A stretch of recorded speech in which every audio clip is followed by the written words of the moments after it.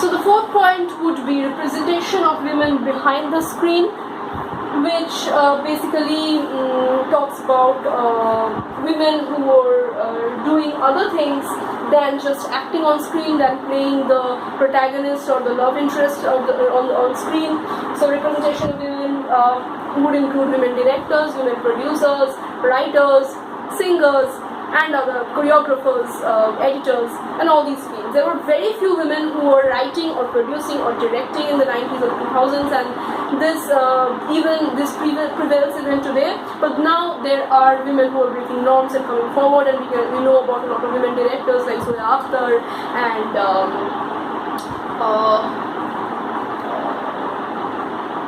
Kiran Rao. There are other women directors.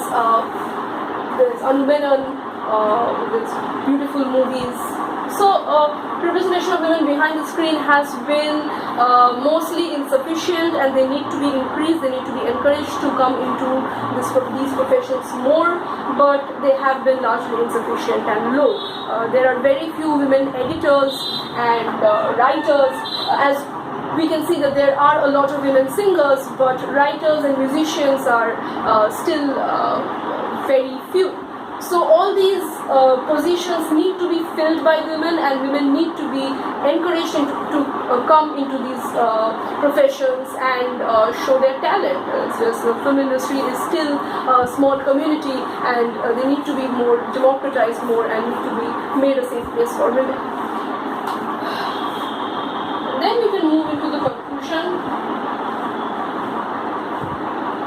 where you sum up all the other points, and we can also talk a little about the representation of movies, the representation of women in movie posters, where mostly, as we could see in the last few decades, the women were mostly relegated to background or a miniature version or to the background of the posters, and the posters would mostly feature the male protagonist. But now, since a lot of other women-centric films are being made, there are films like Razi and Panga and Manikarnika and a lot of other movies. A beautiful movie on women-centric movie in the recent years would be Begum Jaan. So these women-centric movies, of course, since they are centered around women, they represent women in the forefront of the posters, and that's a very important move, a very important step. So slowly but surely, things are changing for women. Women are being more represented more in movies, but of course we need to be more careful and encourage women to move more into these positions and fill these positions, because surely they can do wonders if they come into these profession. So that would mean the conclusion of the essay portion. We will move next to the Pressy. Now the Pressy is of 30 marks, and it is a Pressy which is almost it's of 731 words. The Pressy is of 731 words, and the question is, make a Pressy of the following passage in about 1/3 of the original length using your words. So a Pressy is of a passage which is of 731 words. If you have to reduce it into 1/3 of its size, it would mean a size around 244 words. So I'll just read the Pressy and then move on with. I'll just read the passage and then move on with making the Pressy of it.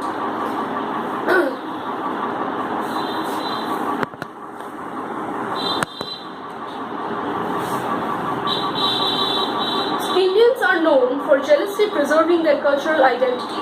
They continue to cling to their norms of endogamy, marital stability, and family solidarity, kin orientation, religion, and mother tongue. They are always nostalgic about Indian food, and their women tend to stick to their lovely saris. As for the mechanism of their cultural preservation, mention must be made of temples and gurdwaras, practice of kirtan and akhand path, audio cassettes of devotional songs, video cassettes of Ramayana and Mahabharata, festivals or functions and ethnic associations and organizations. For instance, I was truly astonished to see Antakshari, a verbal game in which last letter of the verse recited by one participant has to be used as the starting letter of the verse by another participant, played in Sanskrit hymns in a picnic of Indians in Salt Lake City in USA. Overseas Indians adhere to these traditional cultures and so ostensibly that at times it appears that they are more Indian in their cultural orientations and practices than resident Indians in India. Take for instance the Sikhs, who are quick to take to modern ways in India, but they tend to be rather orthodox abroad. Even those Indians who couldn't care less for their culture in India become quite observant of it in foreign lands. Why do Indians get so faithful to their culture in foreign lands, while at home they seem to favor Western culture? Several explanations come to mind. One, that they find in their culture a defense mechanism against a sense of insecurity in alien settings. Two, that they might be banking on their culture as a contemporary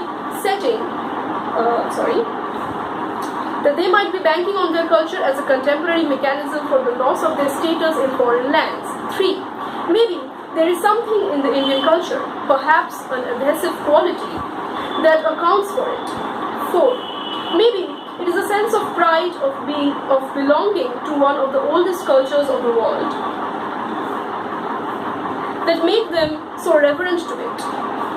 5th, it may well be so because the immigrants get stuck to their conceptions of Indian culture of the time when they had left India and remained blissfully unaware of the changes it has undergone since then. As important as it is, the question of cultural identity of overseas Indians need careful scrutiny. It involves several issues. The first is the issue of how Indians abroad perceive their self-identity. Do they view themselves as Indians or as Punjabis, Gujaratis, etc.? In other words, do they identify themselves in terms of pan-Indian identity or in terms of a parochial ethnic category? According to Fisher, Indians have difficulty in organizing as Indians. More often than not, they tend to identify themselves in terms of narrow ethnic categories. By and large, Fisher is right. The only thing I may add is that perhaps it is the context that determines their self-identity. It seems that while dealing with non-Indians, they tend to take on pan-Indian identity. But when it comes to interacting amongst themselves, their regional, linguistic, or religious identities take precedence. A second issue is how others look upon Indians. Are they viewed as Indians or as Asians? That depends on several things, including their relative numerical strength in the host country. Wherever Indians form a substantial group, they are viewed as Indians having a distinctive identity. In the countries where their numbers is small and the ethnic group of other nationalities are also present, they tend to be bracketed with the other Asians. Even at the risk of sounding outrageous, it may be remarked that perhaps too much is made in the existing literature of the instinct of cultural preservation and identity of Indians in foreign settings. For one thing, perhaps every ethnic group tend to stick to its culture and strange surroundings about this fastidiously, as do the Indians. Are Chinese immigrants any different from Indians? It requires a comparative study of various immigrant communities, including Indians, to maintain that the Indians stand out among others. For another, there is no dearth of contradictory evidence to show that any number of Indians have abandoned their culture in favor of the culture of their adopted lands. Third, there is a generational context to it. While the first generation immigrants tend to stick to Indian cultures with vigor, the second and subsequent generations give evidence of distancing from it.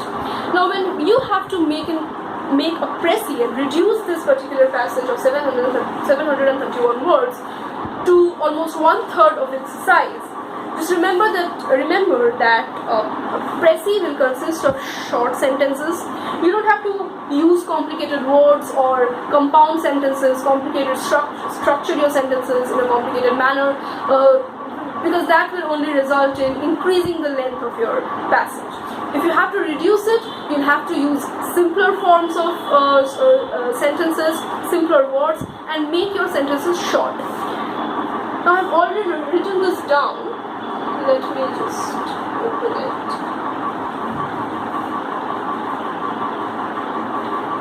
Right. So now I have already made a précis out of this, and I'll just read it out.